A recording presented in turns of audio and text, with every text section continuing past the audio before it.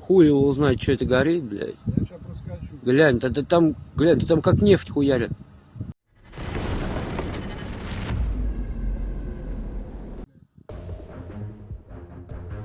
Lukoil's oil refinery caught fire in Volgograd as a result of a massive explosion.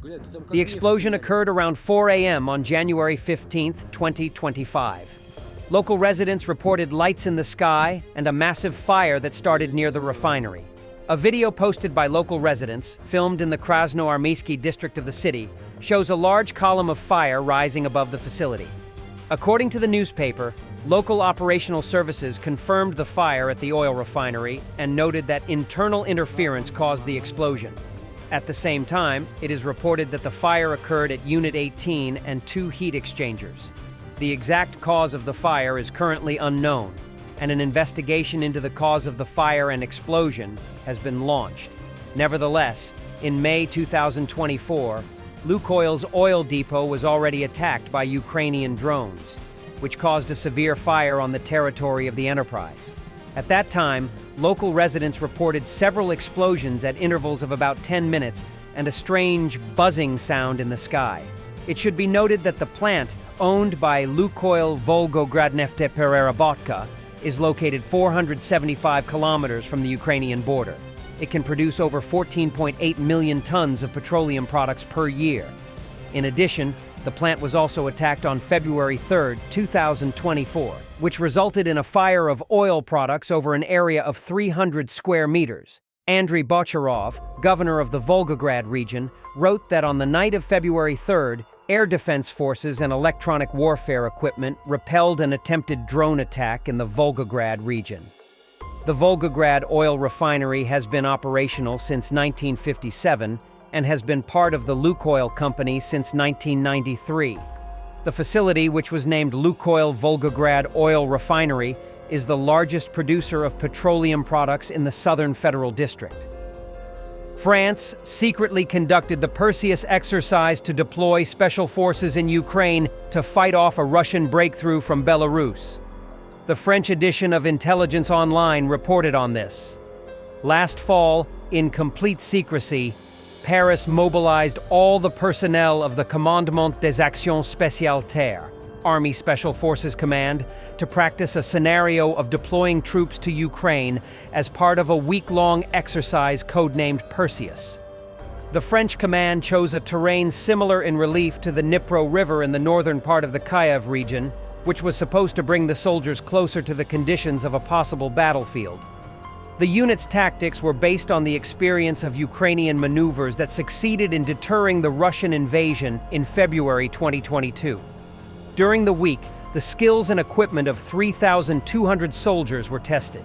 The teams that conducted the training focused on tactical skills in using drones, electronic warfare, and reconnaissance, as well as on the compatibility of units in high-intensity combat, the journalists report. It is reported that personnel of the 1st and 13th Airborne Regiments, which are part of the Special Operations Forces of the Land Forces, were involved in the exercise. However, a number of auxiliary units that provided technical support and information support are of interest. In their research, the journalists reported that the Center for Interagency Operations, which collected and analyzed satellite images, also participated in the exercise.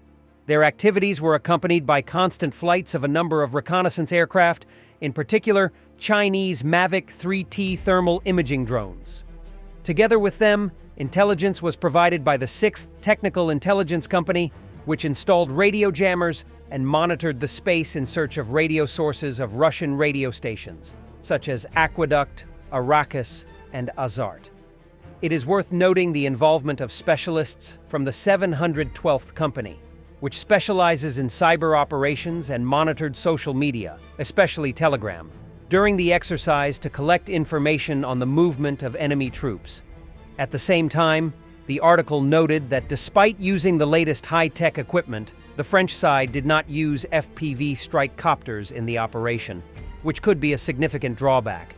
However, the situation is rapidly changing, as in January of this year, the French 3rd Regiment of Combat Helicopters began practicing maneuvers with the active use of attack drones to support the deployment of troops. The FPV drones were launched by operators directly from the Gazelle helicopter for reconnaissance and fire support. Fighters of the 1129th Anti-Aircraft Missile Regiment have destroyed 3 reconnaissance UAVs. Ukraine's innovative use of drones for drone dogfights has become a prominent and creative aspect of modern warfare, especially in the ongoing conflict with Russia. Drone dogfights involve drones engaging in direct aerial combat with each other, often using ramming tactics.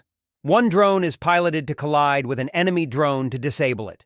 Jamming devices. Some drones carry electronic warfare payloads to disrupt enemy drone communications. Detonation of a Russian ammo-packed Bukhanka vehicle after a direct hit by an FPV drone on the Lyman front. The best prize for a Ukrainian drone is hitting a vehicle transporting ammunition, because such strikes have a disproportionate strategic and tactical impact compared to other types of targets. When a drone hits a vehicle carrying ammunition, the resulting explosion often sets off the stored munitions, causing massive destruction. Russia was planning terrorist acts against airlines all over the world, said the Prime Minister of Poland, Donald Tusk. Some acts of sabotage or preparations for diversion were very dramatic. I will not go into details about this latest information, but I can confirm the validity of these fears, that Russia was planning acts of air terror, and not only against Poland, but against airlines all over the world. During a meeting with President Zelensky, Donald Tusk told journalists that Poland plays a key role in Europe in counteracting acts of sabotage and diversion, which Russia organizes against the entire civilized world. Yesterday I spoke with leaders of countries that are clearly committed to Ukraine's side, including about security in the Baltic and joint actions against Russian acts of sabotage. I think this is also important for Ukraine. These acts of sabotage, different versions of the war that Russia has declared on the entire civilized world, not just Ukraine. They also require joint actions, and here Poland plays a key role in Europe in counteractions against sabotage and diversion acts organized by Russia, not only on Polish territory. The validity of these concerns that Russia was also planning acts of aerial terror, not only against Poland but against airlines worldwide. NATO is strengthening its East Wing.